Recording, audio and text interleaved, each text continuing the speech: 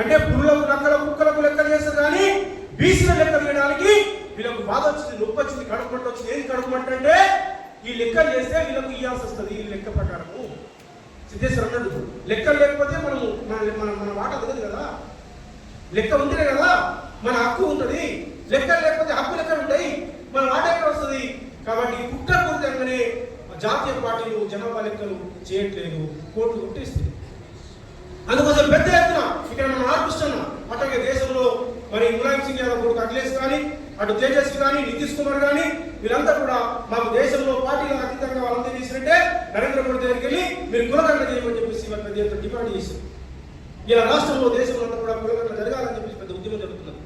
నరేంద్ర మోడీ గారు కూడా మన బీసీ ప్రధానమంత్రి ఆయన కూడా రిప్రజెంట్ చేశారు.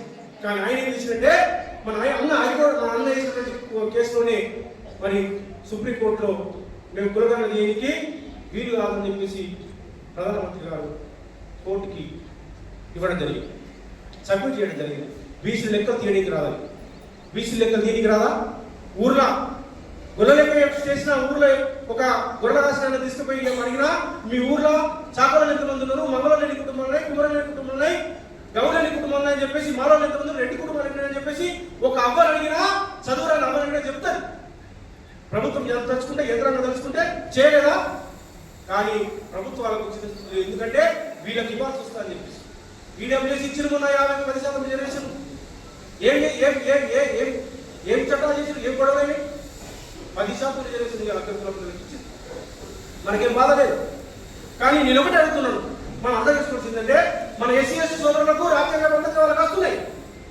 ముస్లింలు పాపం వాళ్ళు కూడా ఏదో కొట్టాడి వాళ్ళు ఎమ్మెల్యేలు అవుతున్నారు. మరి నష్టం చేసి జరిగేది ఎవరికి? బీసీలకే కదా. అంటే అగ్రకులాలు 5% మన జీవన్రెడ్డి గారు ఉన్నారు, జగిత్యాల ఎమ్మెల్యే జీవన్రెడ్డి గారు, ఎక్స్ఎమ్మెల్యే జీవన్రెడ్డి గారు, ఎమ్మెల్సీ గారు అన్నారు 5% మేము ఉన్నాము, మా అగ్రకులాలు 10% మాకు రిజర్వేషన్ ఇస్తారని చెప్పండి. అంటే 5% వాళ్ళకి 10% ఇస్తారు, ఎస్సీ ఎస్టీ సోదరులకు ఇస్తారు. బీసీలు ఏం అన్యాయం చేశారు ఈ దేశంలో, మేము పుట్టడమే అన్యాయమా, మేము పుట్టడమే పాపం అని చెప్పేసి మనం అడగాల్సిన అవసరం ఉంది. ఏమి అడుగుతున్నాం మీరు? మేము పాపం చేస్తూ పుట్టాము ఈ దేశంలో. ఎందుకు మాకు మా పిల్లలు మేము చదువుకోవద్దు? మాకు ఎందుకు మా పిల్లలు ఉద్యోగం లేదు? మా పిల్లలు ఎందుకు డాక్టర్ కాదు? మా పిల్లలు ఎందుకు డాక్టర్ కాదు? మా పిల్లలు ఎన్ని రోజులు మేమంతా కూడా ఇలా ఎంత తిప్పబడితే, ఎంత కష్టపడితే మా చిరంజీవి సార్ ఐఏఎస్ అయ్యిండు, మా ఆర్కృష్ణ యూనివర్సిటీ దాకా పోయిండు,